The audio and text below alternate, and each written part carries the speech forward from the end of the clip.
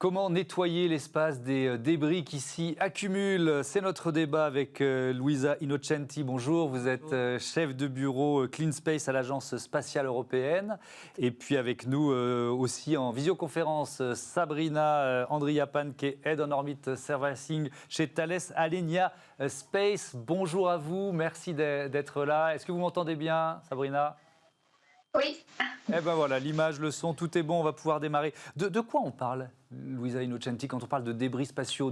On parle en milliers, on parle en centaines, c'est quoi? Ça dépend de la dimension des objets. Ça va vers 30 000 pour des objets qui sont plus grands que 10 cm, 1 million des objets qui sont entre 1 et 10 cm, et des centaines de millions pour des objets plus petits.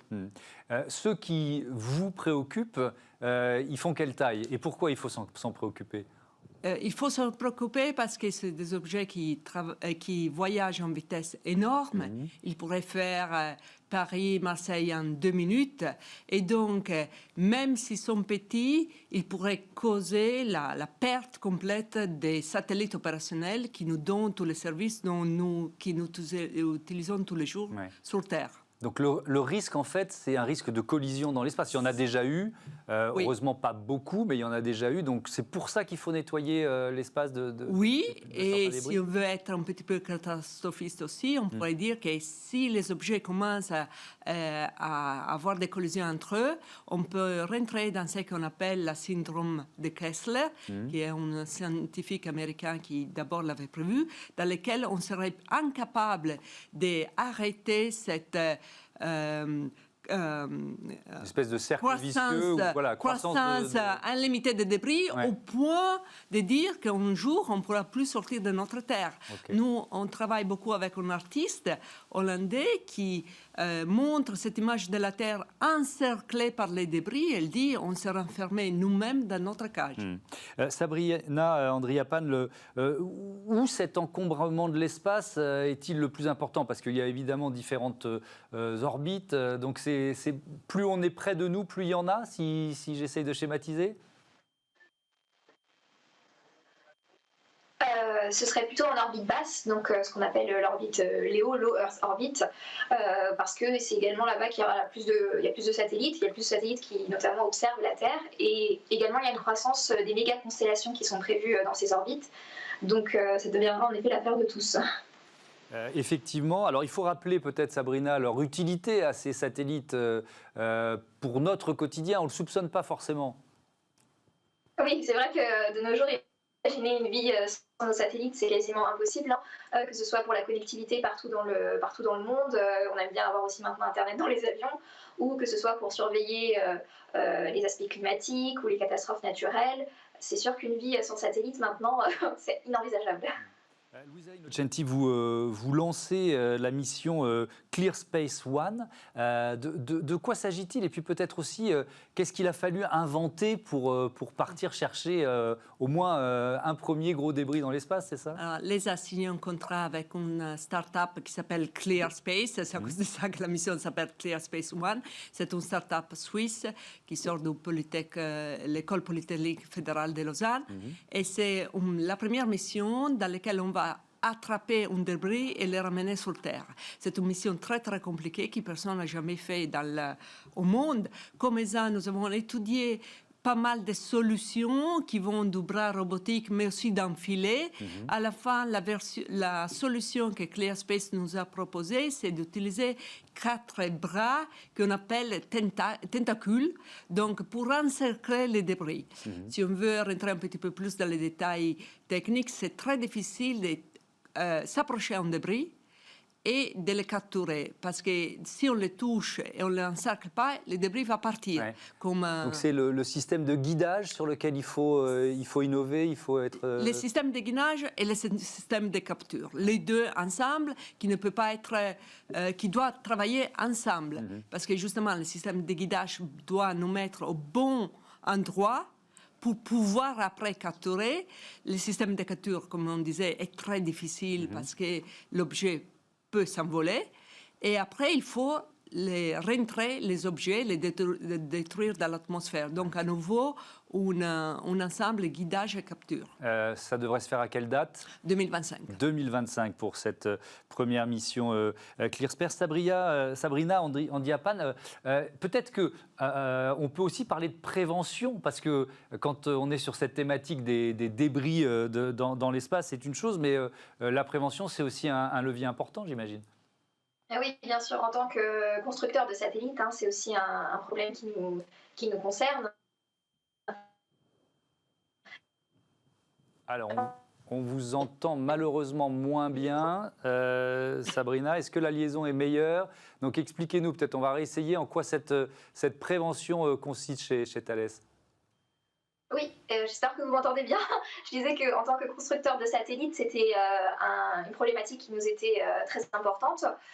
Sur les satellites notamment, Louisa l'a mentionné, tout ce qui est rentré, contrôlé, notamment le fait que désormais un satellite, une fois qu'il rentre dans l'atmosphère, une fois qu'en orbite basse, il doit se désintégrer complètement. Ceci dit, met des éléments de design à considérer quand on fait le satellite.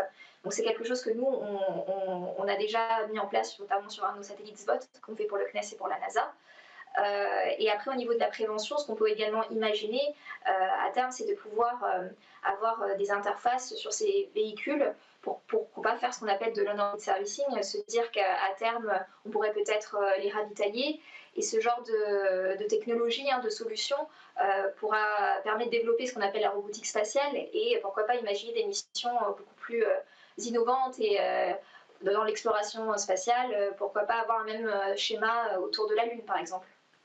Ouais, ça nous emmène loin. Aujourd'hui, ravitailler un satellite dans l'espace, on ne le fait pas technologiquement, non, ça n'existe pas encore.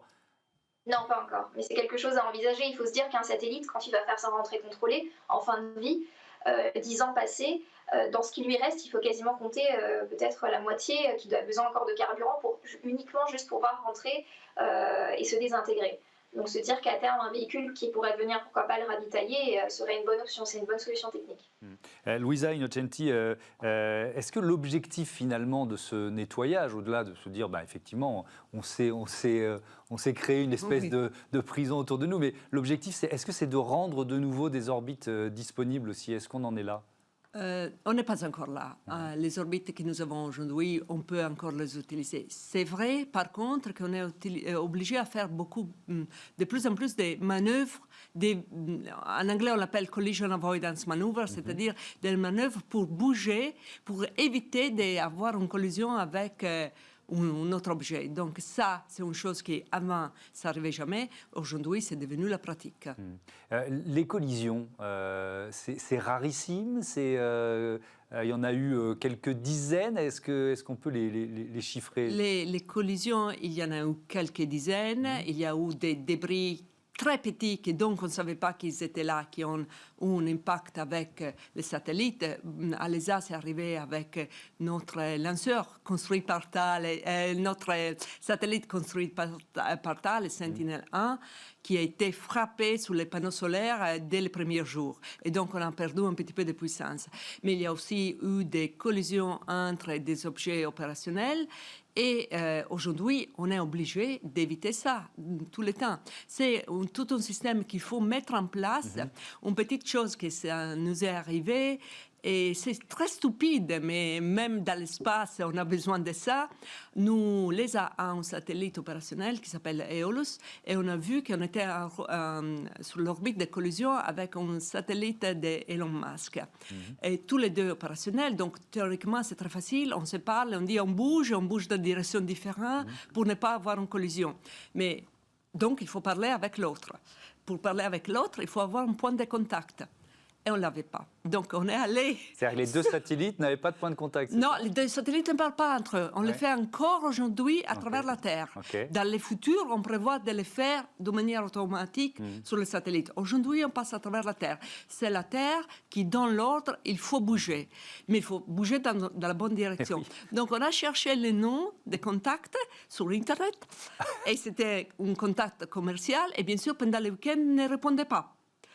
Donc, à la fin, nous, on a décidé de bouger notre propre satellite Et heureusement, l'autre n'a pas bougé. Et après, tout s'est très bien passé. Ouais. Mais ça montre qu'il faudra... On rentre dans un moment différent. Avant, c'était que les États, les grosses agences publiques qui pouvaient faire ça, et on se connaît. C'est un très petit monde. Dans le futur, c'est quelque chose de commercial, et donc il faut mettre aussi en place ces outils du type, si on faut bouger, il faut se parler et savoir qui contacter. Et avoir les procédures d'urgence. Merci beaucoup. Merci à toutes les deux d'avoir participé à ce débat. À bientôt sur Bismart. Allez, tout de suite, une start-up en pleine lumière, c'est Angel.